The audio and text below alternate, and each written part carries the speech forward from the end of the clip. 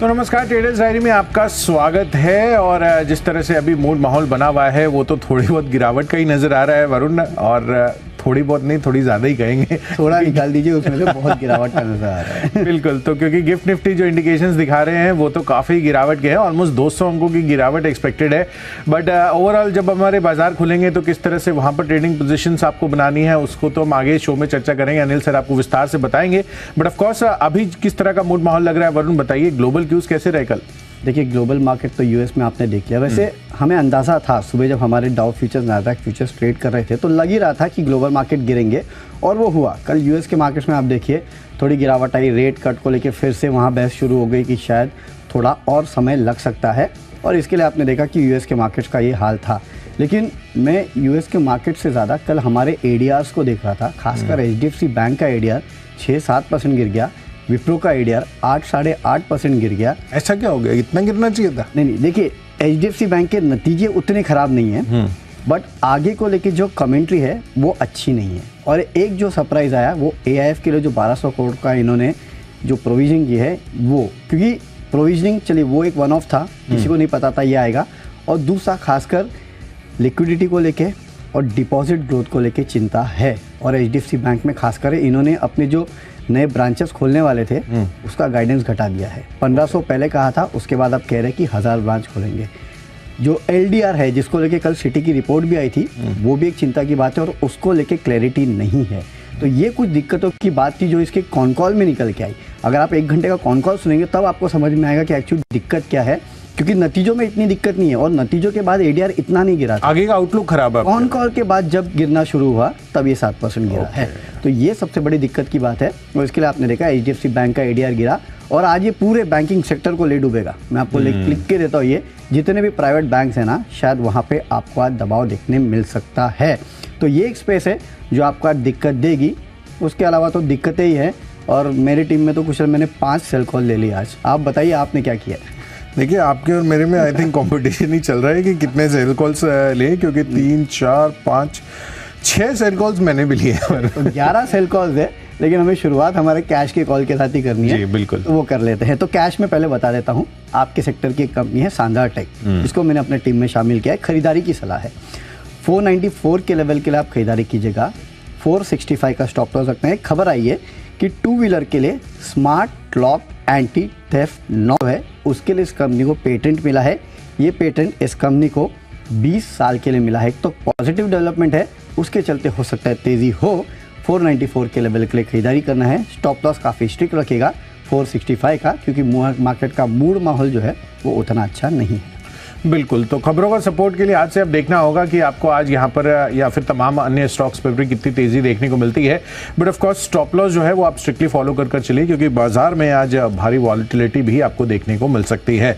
चलिए, मेरी तरफ से कैश स्पेस से पहला स्टॉक है जेके पेपर का, यहाँ पर खरीदारी करने की राय है। ओवरऑल अगर आप देखेंगे तो पेपर सेक्टर पिछले कुछ दिनों में अच्छा बज वहाँ पर क्रिएट हुआ था, और जेके पेपर कल भी आप देखिए तो गिरावट के बाजार में भी लगभग 1.5 से 2.25% तक चलता हुआ नजर आया था। तो मुझे लग रहा है कि इस कारण से जेके पेपर पर आज भी अच्छी तेजी का मोमेंटम रह सकता है। पेपर स्पेस वैसे फोकस में है, लंबी अवधि के लिए भी आप खरीदारी कर चल सकते हैं, बट इंट्राडे प्ले के लिहाज से स्टॉप लॉस स्ट्रिक्टली फॉलो करके 412 रुपए का 430 रुपए के टारगेट के लिए आप यहां पर खरीदारी कर चल सकते हैं। चलिए अब आगे बढ़ते हैं डेरिवेटिव स्पेस की कैटेगरी की तरफ। डेरिवेटिव्स में सबसे पहला है आज का फ्यूचर्स, और यहां पर मैंने पहला कॉल मेरा बिकवाली का है, यहां पर वो है एलटीटीएस का। यहां पर बिकवाली करनी है। कल इसके नंबर्स आए थे पोस्ट मार्केट, और नंबर्स के लिहाज से जितना अनुमान था उससे कमजोर आंकड़े आते हुए दिख रहे हैं। 17.2% के मार्जिन्स कंपनी ने क्लॉक इन किए, 17.5% का अनुमान था। साथ ही 336 करोड़ का मुनाफा कंपनी का आता हुआ दिख रहा है। नोमुरा ने यहां पर रिड्यूस की रेटिंग बरकरार रखते हुए टारगेट्स काट दिए, 3930 से घटाकर 3880 रुपए के टारगेट्स दे रहे हैं नतीजों के बाद। तो मुझे लग रहा है कि एल&टी टेक यहां पर बिकवाली कर चलिए। 5200 रुपए के टारगेट के लिए 5420 रुपए हायर साइड पर आपको रखना होगा स्टॉप लॉस। चलिए, तो पहला बिकवाली का कॉल है एल&टी टेक। वैसे कुशल बिकवाली के कॉल ढूंढना भी मुश्किल है, क्योंकि जो फेवरेट्स है सबके तो बैन में सबसे बड़ी दिक्कत की बात तो यही है। तो अब तो दिग्गजों में ही बिकवाली करनी पड़ेगी, और मेरा भी एक फ्यूचर्स का सेल कॉल है एचडीएफसी बैंक। ऑब्वियस सा कॉल है, +10 के लेवल के लिए आप बिकवाली कर सकते हैं। 1700 का स्टॉप लॉस रखेगा। नतीजे ठीक ठाक थे, लेकिन कमेंट्री कमज़ोर है। एडीआर में गिरावट देखने मिली है करीब 6-7% के आसपास की, और ब्रोकरेज हाउसेस ने भी प्राइस टारगेट काटे हैं, उसका इम्पैक्ट देखने मिल सकता है। HDFC बैंक में कीजिएगा बिकवाली। अगला है ऑप्शंस कैटेगरी, और विप्रो का 485 का पुट ऑप्शन खरीदना है। 13 रुपये के लक्ष्य के लिए 9 रुपये का स्टॉप लॉस रखेगा। 17% ADR जब चला था तब समझ में नहीं आया था क्यों चला, और कल भी 8.5% जो ADR गिरा है, पता नहीं क्यों गिरा, लेकिन गिरा है, तो शायद आपके लिए ट्रेडिंग के तो मौके समझ के बनते बाहर है सच में वरुण, बिकॉज बहुत ही सरप्राइजिंग था 17% का। जिस दिन जब नंबर्स आए उसके बाद 17% चलने का कोई लॉजिक नहीं था। मुझे भी नहीं समझ में आया था बट क्यों चला, क्योंकि ऐसा कुछ बहुत ज्यादा एक्स्ट्राऑर्डिनरी नहीं दिखाया था उनके नंबर्स में, बट ऑफ कोर्स उस दिन वो चलता हुआ नजर आया। बट अगले दिन ही आप देख लीजिए 8.5% गिर गया, और ये क्यों गिरा वो भी समझ में नहीं आया, जबकि कल किसी ने तो इनके टारगेट बढ़ाए हैं मेरे ख्याल से। वेटबुश सिक्योरिटीज करके है यूएस की, उन्होंने इसके टारगेट्स बढ़ाए हैं। $6 किया है, बट $6.25 पर कल ट्रेड कर रहा था 8.5% गिर के। चलिए, तो बड़ी अजीब चीज़ है, लेकिन जो भी है आपके लिए मौके बन गए हैं। कुशल ने आपको समझा भी दिया है क्या हुआ है। 485 का पुट ऑप्शन आप खरीद सकते हैं। बिल्कुल, तो चलिए पुट ऑप्शन विप्रो में खरीदना है, और पुट ऑप्शन ही आपको बजाज ऑटो में भी खरीद कर चलना है। वैसे तो ओवरऑल ऑटो स्पेस में बहुत ही अच्छी खरीदारी का मूड माहौल बना हुआ है, बढ़िया तेजी आती हुई नजर आ रही है। बट ऑफ कोर्स CLSA यहाँ पर थोड़े से अंडरवेट होते हुए दिख रहे हैं। इन्होंने रेटिंग्स को डाउनग्रेड कर दिया है बजाज ऑटो की, सेल से माफ कीजिएगा रिड्यूस से अब ये सेल की रेटिंग देते हुए नजर आ रहे हैं, और टारगेट भी 6,315 रुपए के अब इन्होंने दिए हैं। तो मुझे लग रहा है कि यहाँ पर और फर्दर बिकवाली कर चलनी चाहिए। 7300 रुपए का पुट ऑप्शन खरीदिए, 125 रुपए पर उपलब्ध है। 175 रुपए का टारगेट रखिए, 100 रुपए का आपको बनाना है यहाँ पर स्टॉप लॉस। अपनी अगली कैटेगरी टेक्नोपिक, वरुण बताए। RVNL यहाँ खरीदारी करना है 232 के लेवल के लिए 219 का स्टॉप लॉस रखेगा। लगातार इस स्टॉक में तेज़ी तो देखने मिल ही रही है, तो स्ट्रक्चर अच्छा है। साथ ही साथ एक खबर आई है कि इसने जैक्सन ग्रीन प्राइवेट लिमिटेड के साथ एक JV की है सोलर प्रोजेक्ट के लिए, इन सोलर पावर प्रोजेक्ट के लिए, तो इसके चलते हो सकता है तेज़ी हो, खरीदारी करके चलेगा। चलिए, मेरी तरफ से टेक्नोपिक है संवर्धन मदरसन, यहाँ पर खरीदारी करने की राय है। दरअसल अगर आप देखें तो पिछले कुछ दिनों में अच्छा खासा तेजी का मूड माहौल इस काउंटर में बना हुआ है। टेक्निकल चार्ट्स मजबूत है, खरीदारी कर चल सकते हैं। 113 रुपए के टारगेट के लिए स्टॉप लॉस 106 रुपए का आपको बनाकर चलना है।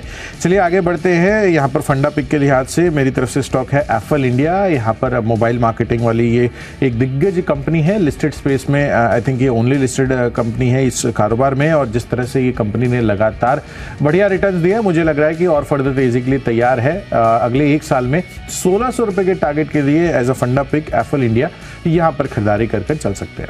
मेरे तरफ से फंडा स्टॉक है हीरो मोटो, खरीदारी कीजिएगा 4470 के लेवल के लिए 4340 का स्टॉप लॉस रखना है। CLSA ने तमाम टू व्हीलर या फिर तमाम ऑटो स्टॉक्स को डाउनग्रेड किया है, केवल हीरो मोटो पे अपना लक्ष्य बढ़ाया है 4127 से बढ़ा के 4964। इसके चलते तेज़ी हो सकती है, खरीदारी करके चलेगा स्टॉक में।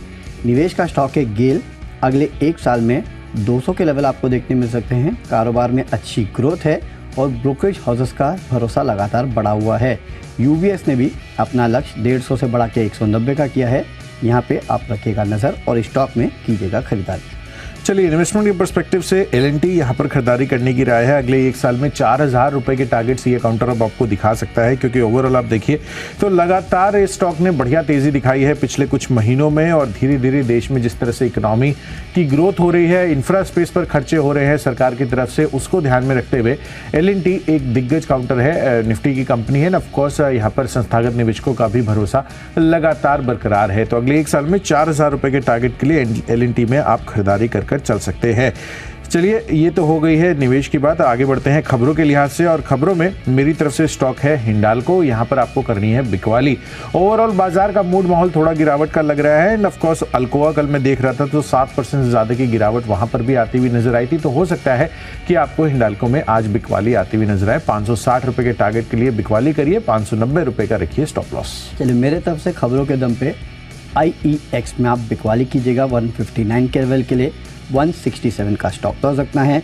जी बिजनेस के साथ एक्सक्लूसिव बातचीत में ऊर्जा मंत्री RK सिंह ने कहा है कि मार्केट कपलिंग जो है जल्द लागू हो सकता है। इसका इम्पैक्ट आज स्टॉक पे होगा, इसके लिए आप कर सकते हैं बिकवाली। बढ़ते अपनी आखिरी और फाइनल कैटेगरी माई चॉइस की तरफ। वरुण बता देता हूँ पहले मैं तीनों की ओवरऑल माहौल HDFC नतीजों के बाद आज बैंक्स और इन्वेस्टर्स पर हो सकता है कि आपको दबाव देखने को मिले। बिकवाली के लिए कल भी 2.5% गिरता हुआ नजर आया था ये स्टॉक। 390 रुपए के टारगेट के लिए 407 रुपए का हायर साइड पर रखिए स्टॉप लॉस। दूसरा कॉल है HCL टेक पर, यहाँ पर बिकवाली करिए 2-2.5% तक की गिरावट कल इसमें भी देखने को मिली थी। चार्ट स्ट्रक्चर वीक है।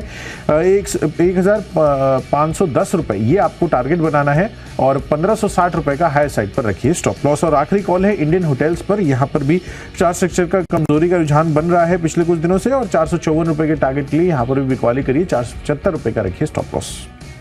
मेरे तरफ से माई चॉइस में एक खरीदारी 2 बिकवाली के कॉल है। खरीदारी का कॉल PNC इंफ्रा, खरीदारी कीजिएगा 422 के लेवल के लिए। MP रोड डेवलपमेंट कॉरपोरेशन से 1174 करोड़ रुपए के ऑर्डर इसको मिले हैं, इसके चलते तेज़ी हो सकती है। ICICI बैंक 980 के लेवल के लिए बिकवाली कीजिएगा, 1020 का स्टॉप लॉस रखना है। HDFC बैंक में जो गिरावट आई उसके साथ साथ ये भी गिर सकता है। और आखिरी में बजाज फाइनेंस 7250 के लेवल के लिए बिकवाली कीजिएगा, 7550 का स्टॉप लॉस रखना है। UBS ने सेल कॉल दिया है, 6800 के लक्ष्य दिए हैं, उसके चलते यहाँ पे बिकवाली हो सकती है। चलिए, तो सभी स्टॉक्स और उनके लेवल्स का हमने विस्तार से चर्चा कर ली है। अब रिकैप कर लेते हैं। सबसे पहले कैश स्पेस से GK पेपर मेरी तरफ से यहाँ पर खरीदारी करने की राय है। पेपर स्पेस वैसे भी थोड़ा अच्छा लग रहा है, बट दूसरी तरफ बिकवाली करनी है LTTS नतीजों के बाद और साथ ही बजाज ऑटो CLSA का डाउनग्रेड आता हुआ नजर आया है। संवर्धन मजन टेक्निकली अच्छा लग रहा है। एफएल इंडिया लंबी अवधि के लिए निवेश कर चल सकते हैं और निवेश के लिहाज से भी एक और स्टॉक LNT भी पसंद आ रहा है। पर बिकवाली हिंडाल्को में, अल्कोआ में जो गिरावट आई है उसका असर देखने को मिलेगा और माई चॉइस कैटेगरी में PFC, HCL टेक और इंडियन होटल्स में आपको कर चलनी है बिकवाली। और इन सब में सबसे बेस्ट पिक है मेरा एफएल इंडिया का। यहाँ पर अगले एक साल में आपको लगभग 1600 रुपए के टारगेट देखने को मिल सकते हैं, तो बढ़िया रिटर्न्स के लिए अच्छा पोर्टफोलियो बेट है एफएल का। कैश में शानदार टेक में खरीदारी करना है। एक प्रोडक्ट के लिए 20 साल का पेटेंट इन्हें मिला है। फ्यूचर्स में HDFC बैंक में बिकवाली कीजिएगा, मैनेजमेंट कमेंट्री कमज़ोर है और ADR में जो गिरावट हुई है उसके चलते HDFC बैंक गिर सकता है। विप्रो 485 का पुट ऑप्शन खरीदना है, यहाँ पे भी ADR 8.5% गिरा है। टेक्निकली RVNL अच्छा लगता है। फंडामेंटली हीरो मोटो CLSA ने लक्ष्य बढ़ाया है। निवेश करना है गेल में 200 रुपये अगले एक साल में देखने मिल सकते हैं। खबरों के दम पे IEX में बिकवाली कीजिएगा। माई चॉइस में PNC इंफ्रा में खरीदारी करना है और ICICI बैंक और बजाज फाइनेंस में आपको करनी है बिकवाली।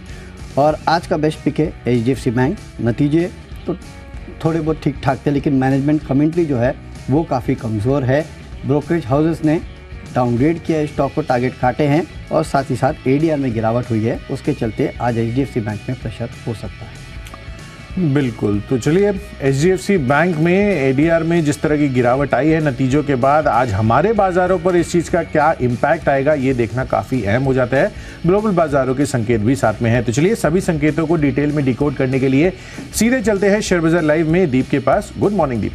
Good morning Kushal, good morning Varun. Midweek session है बट संकेत कुछ अच्छे नहीं आ रहे हैं। ग्लोबल बाजारों की तो नरमी एक तरफ है, बट HDFC बैंक नतीजों के बाद यहां पर बड़ी गिरावट की संभावना है। कैसे रहे नंबर्स, इसका इंपैक्ट बाजार पर क्या होगा। बैंक निफ्टी में आज वीकली एक्सपायरी और साथ ही HDFC बैंक के नंबर्स का भी रिएक्शन है। दोनों चीजें कैसे रहने वाली बाजार के लिए, आइए जानते हैं।